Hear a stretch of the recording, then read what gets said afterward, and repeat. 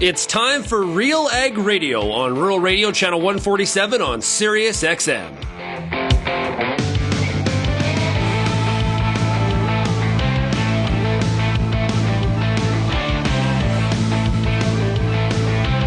RealAg Radio and RealAgriculture.com is your home for insight and analysis of the issues that are impacting your farm business. Let's get real and get connected with RealAg Radio.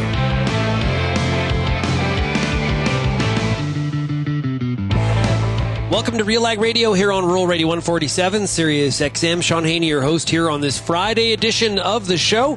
Hey, thanks so much for making RealAg Radio and Rural Radio 147 a part of your workday.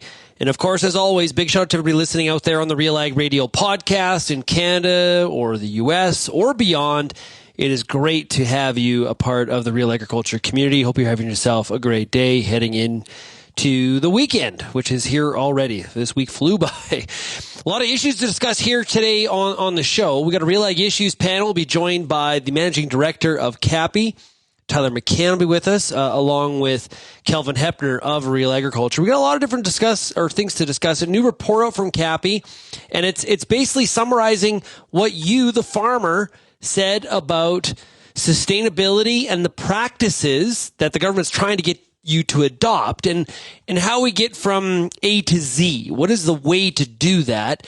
And really appreciate everybody in the RealAg Issues panel, the RealAgristudies Insights panel that participated in that survey as RealAgristudies worked with CAPI on that report. So big thanks to everybody out there that did participate. Interesting findings, and we'll get into that. We've also got a new report of the U.S. on what would happen, and there's numbers attached to this. What would happen if all of a sudden tomorrow there was no glyphosate? It was pulled off the market. Some pretty big time consequences, and especially in the area of sustainability and carbon sequestration because of the need for more tillage if that were to happen. So we'll get into that. And we got a bit of a USMCA confab between all the trade ministers and representatives from Canada, Mexico, and the U.S. We'll discuss that and a whole lot more. We've also got a beef market update today with Anne Wasko of the Gateway Livestock Exchange. If you have any feedback on today's show, we'd love to hear from you. Send me an email, shaney@realagriculture.com. Or, of course, you can call that RealAg feedback line, 855-776-6147. Let's take a break and we'll get to the beef market update right after this.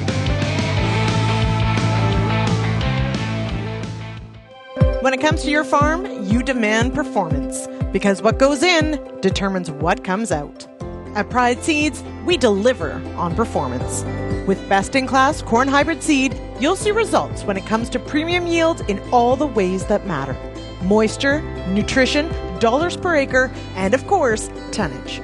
So discover your farm's advantage, the Pride Seeds advantage.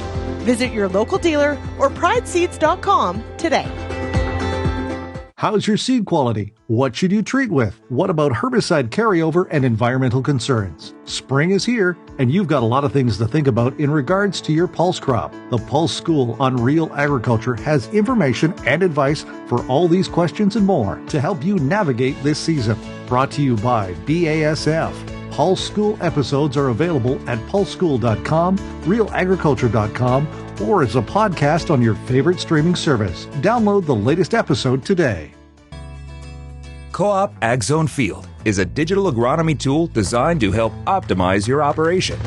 Through integrated layers of satellite imagery, soil maps, yield data, and more, Co-op Grow Team members use AgZone Field to provide organized, timely, in-season data, allowing you to make informed management decisions quickly and effectively.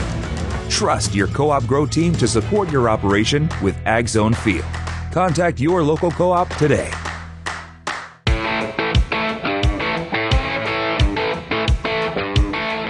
It's now time for the beef market update, and we are joined by Anne Wasko of the Gateway Livestock Exchange. Anne, how are you doing?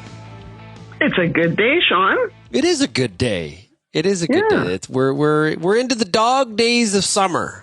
Is that how you look at it? Mind you, not boring because a lot of haying going on.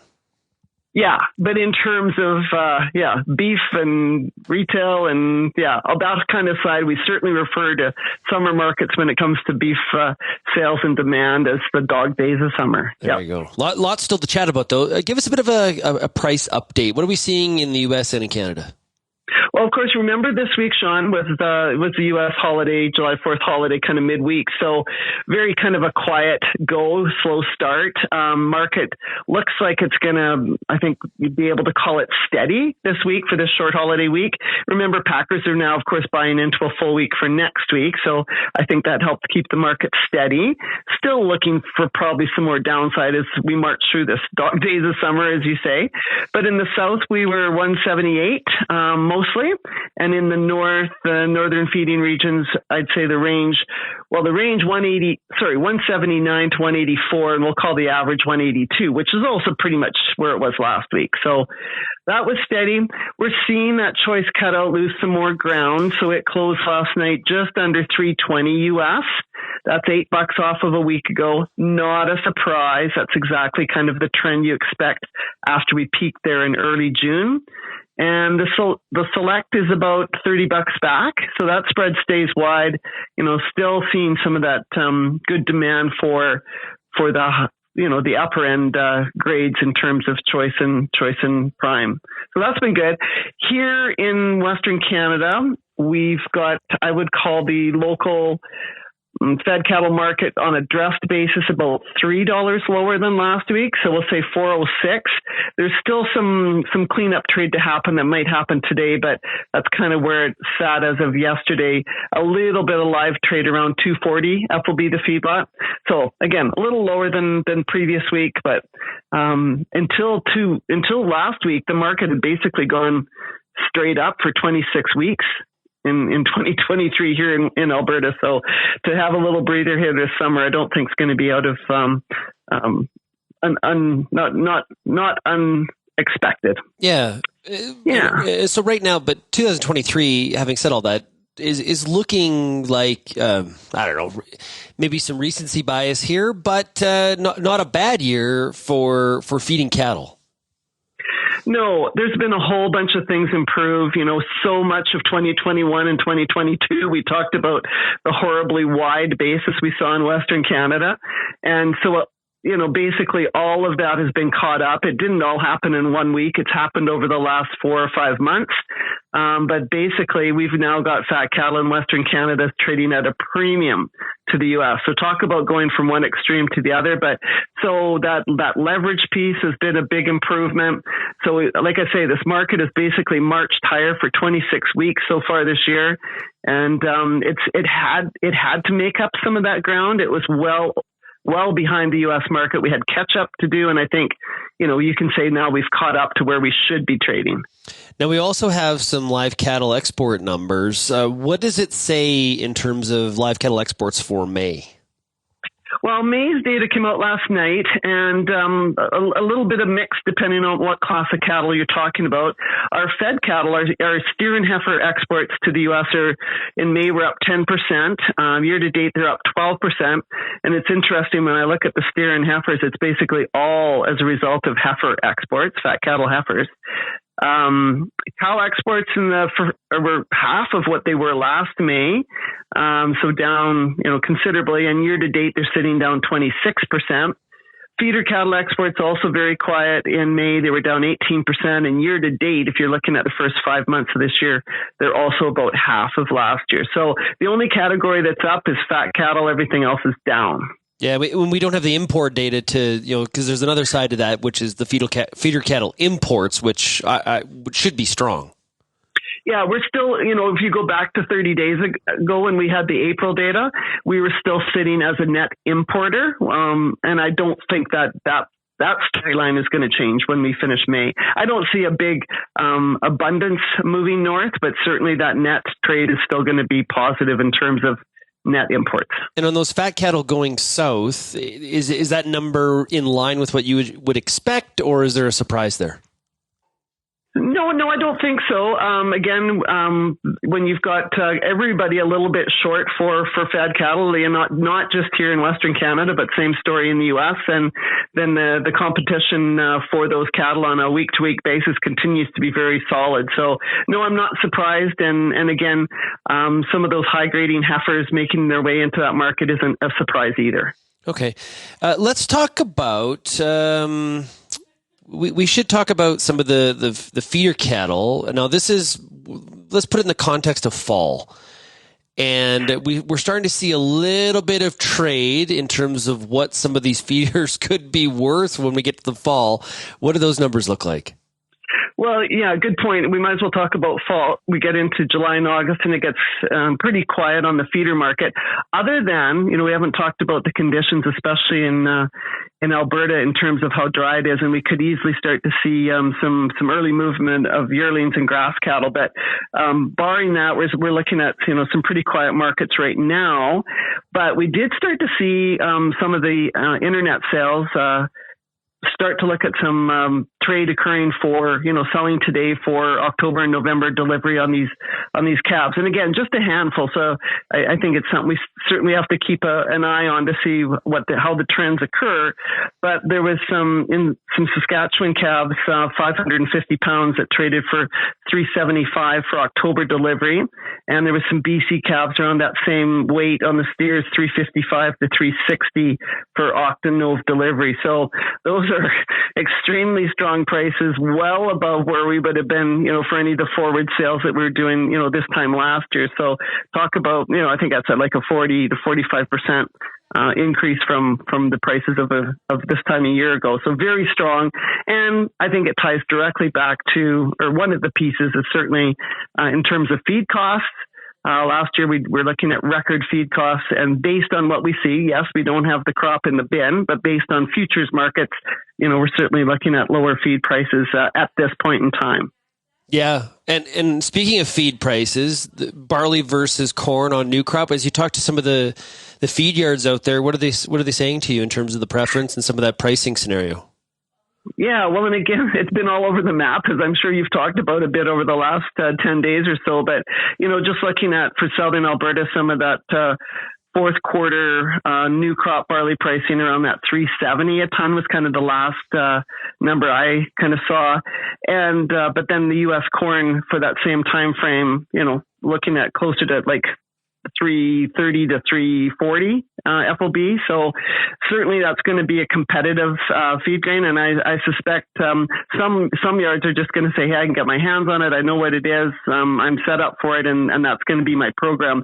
So I don't think there's any doubt. We've got U.S. corn in the Western Canadian feed mix again in the winter of 23-24. Yeah, and it seems that it's not something you switch back and forth. Like you can't, and I'm not sure what the length of the run is. It probably depends on the each individual yard. But once you're into feeding the corn, you kind of stick with it. You don't kind of well, this week we're going to feed corn. Next week it's barley. It seems that there's some consistency that people try to stick to. Yeah, that's my understanding as well. So if you're placing fall calves, I suspect you're going to want your supply of, to take you right through, fourth quarter and at least first quarter of next year. So that would be my understanding as well. Yeah. Yeah. Hey, Anne, thanks so much for joining us this week for the Beef Market Update. Have yourself a great weekend and happy grilling. Okay, thanks. You too, Shaun. We'll be right back on RealAg Radio with the RealAg Issues Panel right after this.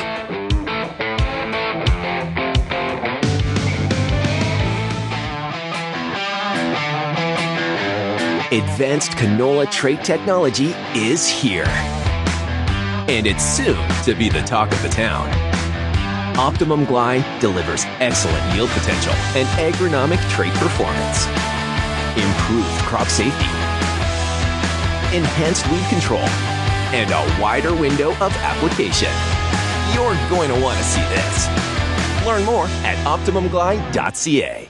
As you head out into the field this season, The Corn School's got you covered. Everything from tillage discussions, weed control info, field trial results, yield strategies, and more. The Corn School on RealAgriculture.com has the information and advice you need to help you succeed. Brought to you by Pride Seeds and BASF. Corn School episodes are available at cornschool.com, from RealAgriculture.com, or as a podcast from your favorite streaming service. Download the latest episode today. Hi, I'm Bernard Tobin, host of the Soybean School on RealAgriculture.com. Throughout the year on the Soybean School, we'll bring you timely agronomic video content from planting to harvest, from the latest agronomic research to the latest in production technology. Check out our massive video library on YouTube, RealAgriculture.com, or download the audio podcast versions wherever you get your podcasts. The Soybean School is brought to you by Pride Seeds, BASF, and Syngenta Canada.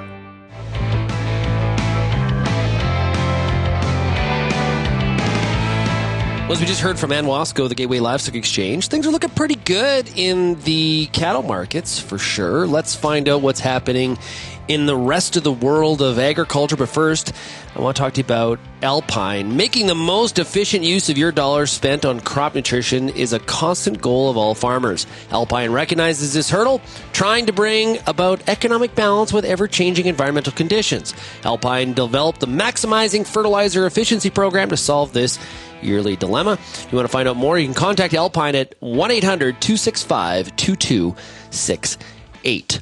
Let's get into the RealAg Issues Panel. First up, it is Kelvin Heppner coming out of Altona, Manitoba. Hey, Kelvin, how are you?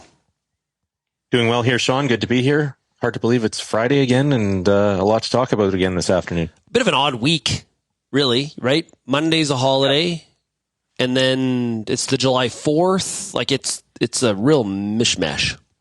And kind of transitioning into, at least our school ended last week for our kids here, so transitioning into summer holidays and finding more and more people are not available, not at work this week, that type of thing. So yeah, transitioning into the more of the summer holiday season as well. Yeah, so you give your kids, the oldest is doing some chores? Not really. What are you doing there? They spent week one camping with Grandma and Papa. So that sounds better.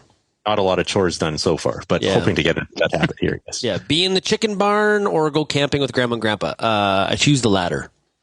Yeah, for sure. I don't blame them at all. Also joining us is Tyler McCann. He is Managing Director of the Canadian Agri-Food Policy Institute, better known as CAPI. Hey, Tyler, how are you? I'm great, Shaun. Thanks for having me. Nice. And I really appreciate you joining us because Tyler, actually, who is based in Ottawa, is joining us from Australia. Yes. Middle of the night. That's right. Yeah, middle of the night. A little bit of starting to do a little bit of play, but have been out meeting my counterpart, participating in a couple of conferences down here, learning how much we have in common with an Australian agriculture, but also how much is pretty different between the two systems. Yeah, interesting.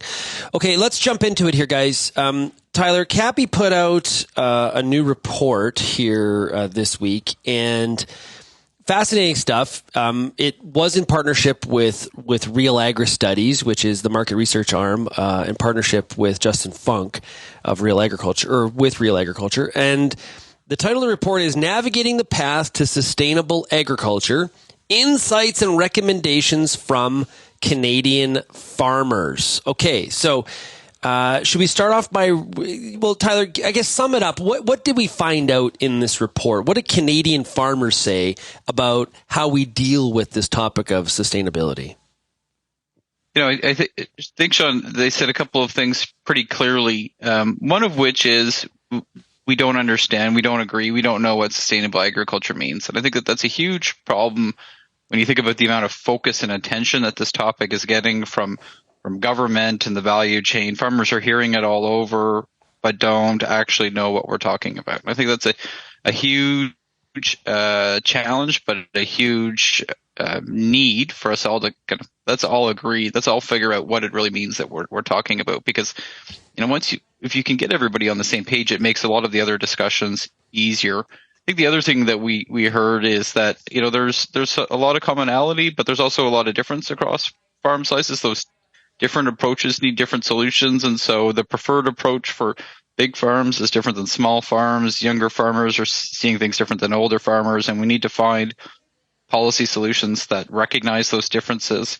And I think one of the big takeaways for me was this reality that farmers see themselves as good stewards of the land, but they also see room for improvement. And so the report refers to these farmers as sustainable improvers. And I think that's sometimes there's this sense that farmers can be defensive. They say, oh, we're doing a really good job, leave us alone. But that's not what farmers told us through the survey. Farmers told us we're doing a really good job, but we want to do a better job, and we're looking for the right support for government to do that. Yeah, and if I had completed the survey, I would definitely agree with this. Farmers are interested in participating in sustainability-based incentive programs, but they have only a moderate awareness of the programs and perceive them to be inflexible, insufficient. And there's a bit of a preference here for outcome-based incentives instead. Talk about that finding. Yeah, I think it's interesting. Almost half of farmers think that the existing policies have little to no influence on the practices. Farmers are adopting practices the big one is no-till farming. They're doing this anyways. They're doing these things because they make sense for the farmer, often for beyond a sustainability perspective. But there is a kind of an interesting difference when you look at what is driving farmers. What do farmers want to see? Where we've got a higher percentage of bigger farms are looking for, don't pay me to do conservation tillage, pay me to improve soil health, pay me to boost soil organic matter. And I think that's something that governments haven't really figured out yet, is how do we really dive into, how do we support outcomes rather than processes? How do we make sure that we're incenting sustainable improvement rather than just practice adoption? Because those two things aren't always the same. And I think, it should be some motivation for government really to think about what do we want to do from that outcome-based approach to really make sure where the support is going to farmers, it's going to get better outcomes. And Kelvin, the trouble is, though, we're seeing a lot more focus on the changing the practice approach, hoping it leads to the change in outcome in both Canada and the U.S., right? It's about, you should do this, or here's some money to do that, or have here's some more dollars to, for example, here's some money to plant a cover crop. Here's some money to use, some of the fertilizer, the new age fertilizer products. That's kind of been the method, but that's not what farmers are actually saying that they want in this survey. Yeah, exactly. Farmers want be paid on outcomes. It's actually, governments actually want outcomes are what matter to government as well. It's not about whether we adopt specific practices, but it's that challenge though of creating programs and policies that incentivize outcomes, not just adopting enhanced efficiency fertilizer products or cover crops, like you said, as examples. Because, and that's where to me, this research is it's super interesting and very relevant. We have the On-Farm Climate Action Fund programming. Again, some of those spring deadlines just passed, and farmers seeking compensation or incentives there for adopting some of these types of practices. And there's actually opportunity here in some areas for the outcomes to be worse, even though a farmer receives that payment. Say, for example, and this is something that I was at Manitoba's Crop Diagnostic School yesterday, and they actually had a whole session about this, about 4Rs, how they aren't independent from each other. You can improve in one category of 4R, say the right place or right source of fertilizer, but actually have a worse outcome when it comes to environmental impact. Say you adopt and receive payment from the federal government through the off-calf program for using an enhanced efficiency product, a nitrogen stabilizer, a urease inhibitor. You adopt that practice, but in the meantime, you buy a new drill and you don't put mid-row banders on it because you now have this, so you stop putting your fertilizer banding it and you just apply it on the surface using this enhanced efficiency fertilizer product. Your outcome in terms of emissions could actually be worse, even though you have received this incentive payment. And that's where I think a lot of what Tyler's talking about and what this report talks about, it ultimately, it should be about outcomes, not about specific practices. That example sort of reminds me of where, we've transitioned our entire fleet to electric vehicles, right? And then in the meantime, but in remote locations, we have to fire up a diesel generator. in order to charge the EVs. It sort of feels in that similar sort of vein. One thing that farmers did say, Tyler, as well in this study is that they prefer tax credits. And while financial incentives are important, non-financial incentives, including support for extension services, are supported by farmers. And that stood out to me as well, because we've seen a real decline in extension work. And this is, this falls more on the provinces, but there's been a real problem in that area in terms of getting the funding required. And we've seen a reduction in those kinds of services available to farmers. And I think, Shaun, that's backed up in part by what Kelvin was just talking about, right? Understanding what actually works, what works best, what works on kind of your farm versus my farm, and how I should be doing things differently really needs that extra layer of support. And again, I think when you start to try and navigate all of these different practices, all of these different options, one of the words that pops out in the word cloud is confusion, right? Because people are trying to navigate it all, and so having that support so that people can rely on more than just the next door neighbor is really important. And as you say, it's something that seems to be being pulled back. And so I think that the report and some other work we've got coming out has really highlights it is more than just financial incentives. It does need to be a broad-based support. It does need to be about knowledge transfer and mobilization. There is a ton of knowledge out there. We just need to do a better job of getting it in the hands of farmers and getting it to farmers in ways that they can understand and put into practice. But on the financial incentives, I do think that the support for tax incentives is important. It's something that we don't do a great job of in Canada, but there's a lot of opportunities to use the tax code. I think if you look outside of agriculture, we've seen this now as part of the last budget where the federal government's using tax incentives for new plant investment and to encourage kind of this green economy in Canada. I think we should spend a little bit more time talking about how could we better use tax incentives to support sustainable agriculture too. Yeah. I have a question for Tyler. Go ahead. Do you think it's possible to have, so this is kind of the same conversation that we've had around business risk management programs for years, specifically agri-stability. We want transparency and we want to have a clear understanding, the predictability of these programs in terms of what we're going to get out of them, or in terms of a payment or an incentive or a tax credit. But at the same time, we want these programs to be flexible and nuanced for our specific farm type and our specific combination of different practices that we use. Is it possible, or is there a way? Do we need to develop an app or a report card or a scoring system or something like that helps farmers and agronomists understand, and producers, ranchers understand kind of their overall score, or is there a way to kind of balance, have that transparency and predictability while at the same time recognizing the nuance that needs to happen and that focus on the actual outcomes, not the specific practices? Yeah, that's a super interesting question, Kelvin. And I think the answer is yes, but it is really not easy. Our systems, both inside government and kind of on the farm gate, don't necessarily make that thing an easy possibility to have. Again, I think you end up having to build a system that recognizes, that every farm across the country is different. I like to say that, we don't need one sustainable agriculture strategy in Canada. We need 200,000 of them, and we need to find ways to work with each farmer differently. But governments tend to trip over themselves when they administer a program like that, and producers sometimes do prefer kind of that easy solution of reading kind of, here are the three things that government will fund, and they pick the one of those three that makes the most sense for them. So yes, it is possible. It's not easy, but you go back to a lot of the themes that come out of what we heard from farmers in this report. We need to find different approaches. We need to find ways to support kind of public-private partnerships. We need to be able to combine the government programs with the other programs that are coming from the private sector. We need to work with our downstream value chains to put this all together. Again, it's not easy. I think it is possible. We just need to try harder. Yeah.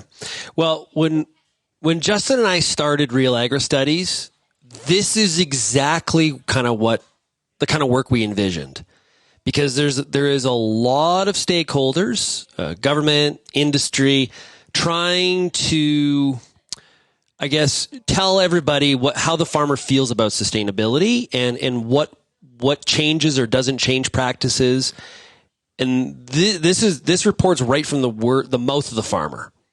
This is what farmers said across Canada. And so this is great work, Tyler.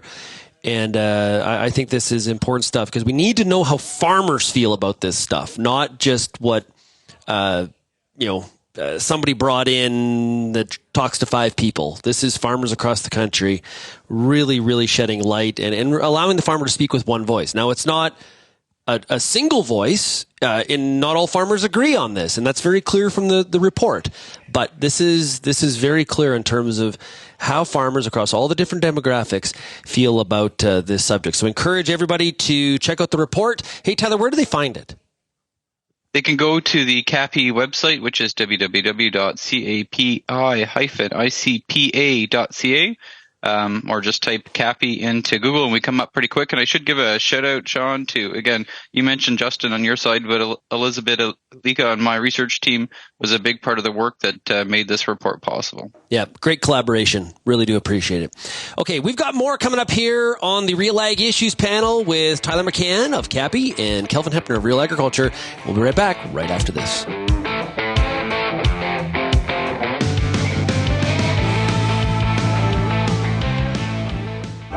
Join us for the Canadian Beef Industry Conference, August 15th to 17th at Calgary, Alberta. Spend time networking on the trade show floor, hear from keynote speakers, take in breakout sessions designed to increase profit, manage your rangeland, and navigate trends. Get up close to advanced techniques and hands-on demos, and experience bullfighting at the closing party. Proud, innovative, and loyal, we are beef. Registration is now open. Visit CanadianBeefIndustryConference.com for full details and to register. Whether you're seeding, harvesting, or anything in between, the Wheat School on RealAgriculture.com has you covered. Timely agronomic information from industry experts available online anytime. Give your wheat crop a good start and a great finish with the Wheat School on RealAgriculture.com. Brought to you by C&M Seeds, Syngenta Canada, and the Alberta Wheat and Barley Commission.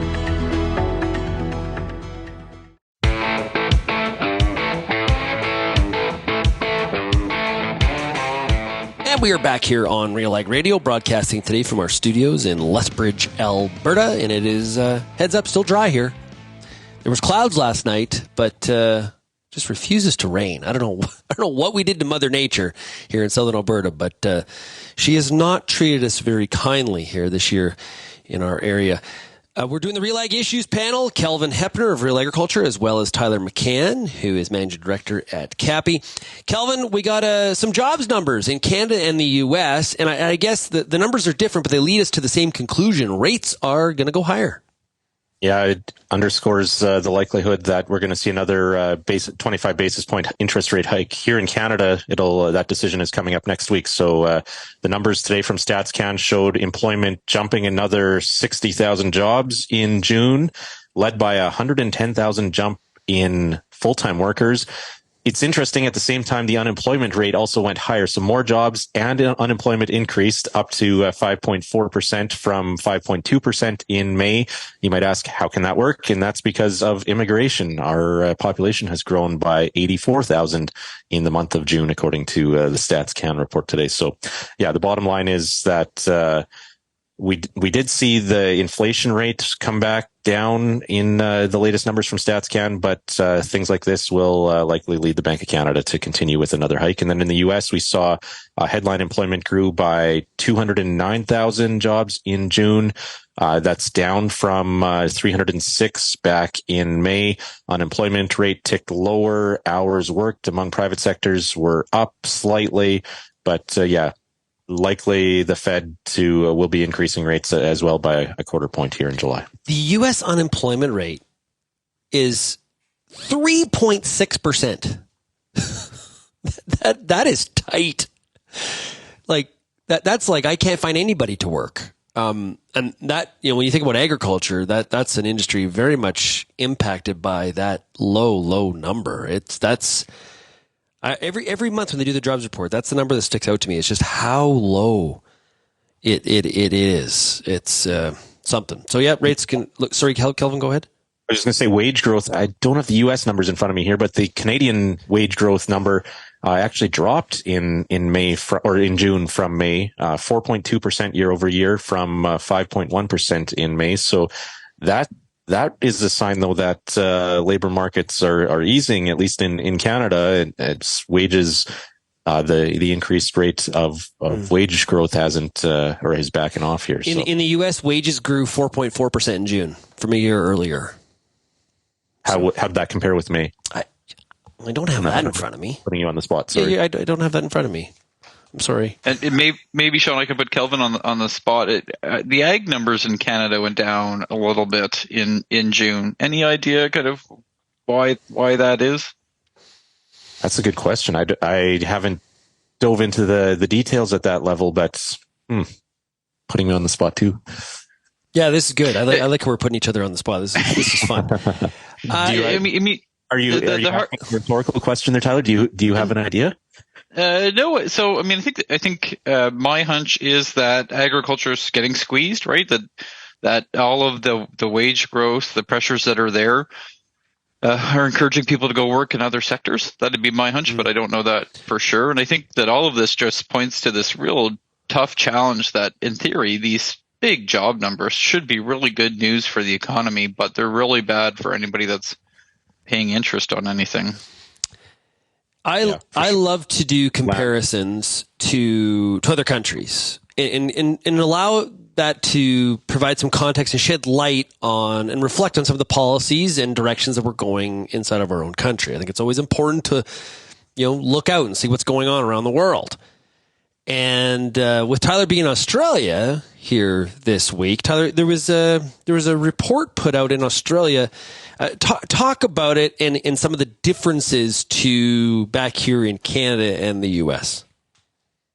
Yeah, so the report was put out by the division within their Department of Agriculture, Fisheries and Forestry, looking at the environmental sustainability and how Australia compares to other parts of the world, to other countries, really telling a story. They talk a lot about their credentials in Australia, their environmental or their sustainability credentials. And so this report looks at performance on a whole bunch of different factors: biodiversity, pesticide use, nitrogen, fertilizer use, total emissions, and emissions intensity, and really drives home the point that Australian agriculture is some of the most sustainable in the world. When they compare Canada, when they add Canada in there, we do pretty good as well ourselves. But it's interesting when you read through it, I'm not sure that I don't think we've seen something like this from the Canadian government. I don't think that we do a really good job comparing ourselves to what's happening around the world.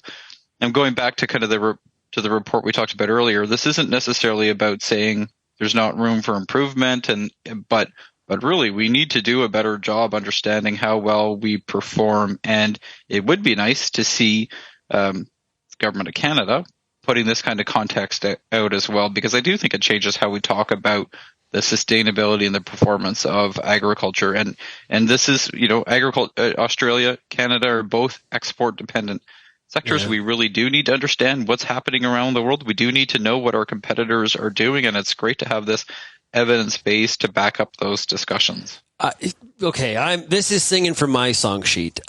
We are riddled with shame here constantly on this topic. I really wish we would see a transition to what we're seeing out of this report or the commentary out of Australia. We should be proud. We should puff out our chest and talk about all the good things that we are doing, and not be in this constant world of guilt and shame in regards to the sustainability discussion. Kelvin, what do you think? Well, I don't think that applies. That is limited to only the agricultural sustainability discussion. I think it's a broader, probably something we could discuss when it comes to Canadian culture and society in general. At least in recent years, it seems like that's been the case. But yeah, I agree. And this isn't about being in denial about areas where we can improve or where we don't rank well compared to other countries. But to me, this report from the Australian government, I wish we had these types of numbers from Canada. Maybe this Australian report, because Canada shows up in a ton of these charts, maybe this is something that we can benefit from here in Canada as well, having the Australian government have invested in this. But yeah, just accurate facts about where we fit and where we are doing well, and good information here, good graphics. It's communicated well. It'd be great to see the Canadian government, or even maybe if government doesn't step up, maybe somebody else needs to, in terms of putting together this type of data from a Canadian perspective. Well, and the reality is in the trade arena, sustainability is a characteristic that is important to some importing countries. And so we're competing with countries like Australia. They're marketing themselves as doing a lot of really great stuff and moving the needle, and they've got some numbers attached to it. Meanwhile, we're talking about how we're just not doing a great job. We need to change things all the time. Well, who are you going to listen to? When you're like, go ahead, Tyler. It was, Shaun, but it is important to look at all of the facts and figures, and there is one that jumps out where Canada isn't doing well, and that is our overall emissions. And so there's nuance in the story that we need to tell. Our emissions are going up or growing at a faster rate than, again, if you look at the countries that are in the graph that they've used, growing faster than anyone else there. So we do need to acknowledge that there is that need to improve. But if you look at a lot of the other context, if you look at some of the emissions intensities numbers that they've got here are it's funny, nitrogen fertilizer is one of the main drivers of that increase in emissions, but our nitrogen fertilizer balance is some of the best in the world, so far better than a lot of European countries. And the other thing that's interesting is that they spend a lot of time looking at what is the role of subsidies, and this really is one of these huge differences in the context and approach in Australia compared to Canada, the United States, and Europe. They're really sensitive to what is the role that subsidies are playing in making all of this worse. And they focus on that because for the last 30 years, they really have had not many of them at all, right? Like really targeted government support, not the same, $1.5 billion a year in a crop insurance subsidy that we get in Canada, not the same investments in the other risk management tools that we've get, not the huge cash transfers in the U.S. And so they focus on that in the report, and it is a really, again, an interesting thing to think about. How do government subsidies make things worse? Not sure that means we should get rid of government subsidies, but it's a different lens we don't normally use in Canada. Oh, and the U.S., as you mentioned, that there's a big difference there. Hey, we got to take a break. We got the RealAg Issues Panel, Tyler McCann of CAPI, Kelvin Heppner of RealAgriculture, and we got more to discuss. Like, what would happen if we actually got rid of glyphosate? Well, there's a new report telling us what some of those ramifications would be. You're listening to RealAg Radio, Rural Radio 147.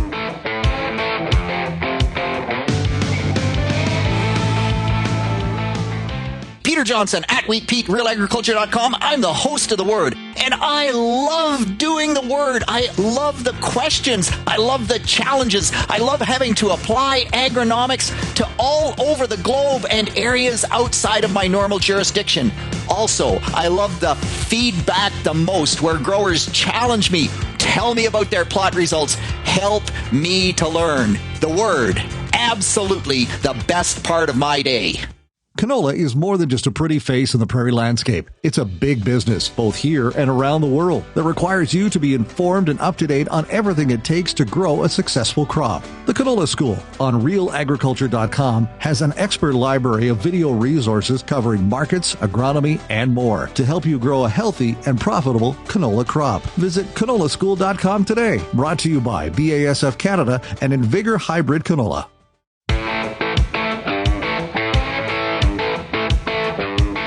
Join Chatsworth Farm in the county of Vermilion River on Saturday, August 19th for their 4th annual Alberta Open Farm Days. Meet the family behind the farm, take in the artisan market, live music, a barbecue, farm tours, and engage with the local farming community as we celebrate agriculture in the province. Learn more by visiting chatsworthfarm.ca. Open Farm Days, always fun. I like that kind of stuff. Okay, we got the RealAg Issues Panel. We're wrapping up the week that was. Tyler McCann of CAPI, Kelvin Heppner of RealAgriculture.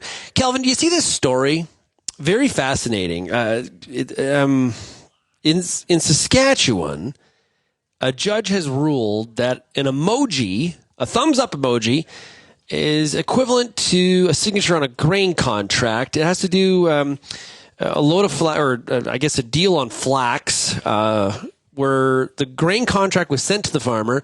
Farmer gave a thumbs up emoji, and the misunderstanding of whether or not that signified a deal. Well, the judge said it did, and now the farmer's got to pay an $82,000 fine for not delivering.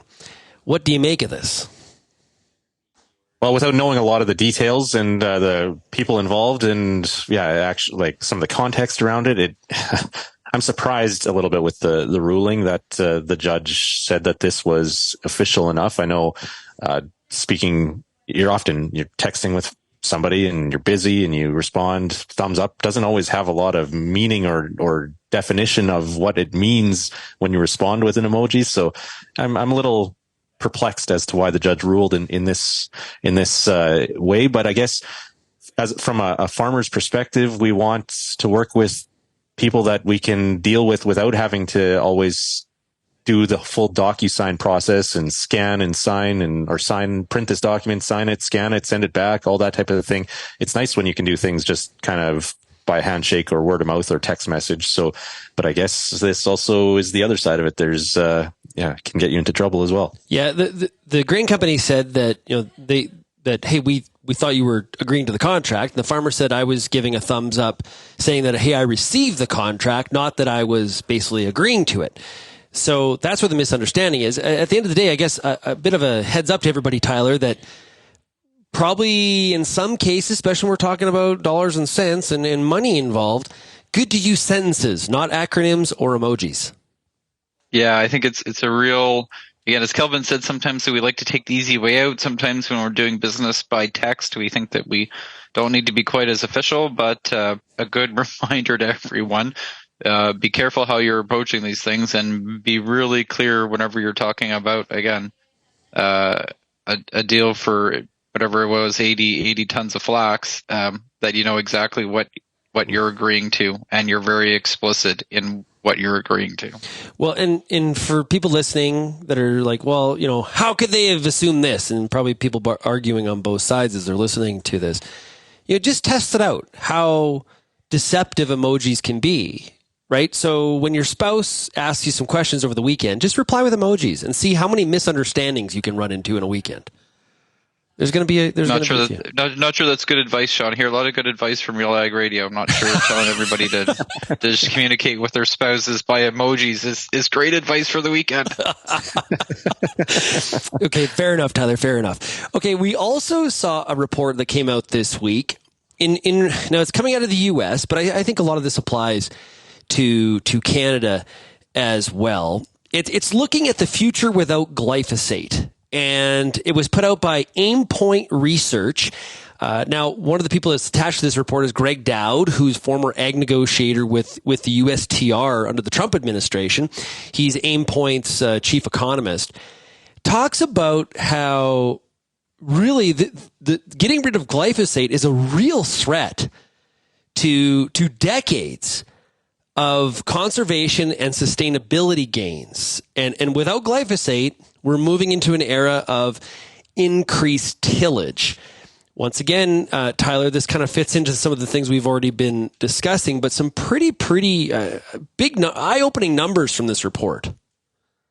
Yeah, and I think that they're really important in the Canadian context when we see what the government's done over the last couple of weeks, the last couple of years with PMRA, where there really are putting pressure. Again, they've effectively agreed to let that MRL increase happen, but very reluctantly agreed after making some what I think are pretty interesting changes that don't necessarily fit with science-based decision making. But ultimately, that we know that this is true. I think anybody that's farming in Western Canada today knows that the reason they're able to farm differently today is not just because they've got better tillage equipment, better seed drills, but because that they've got better weed control options too.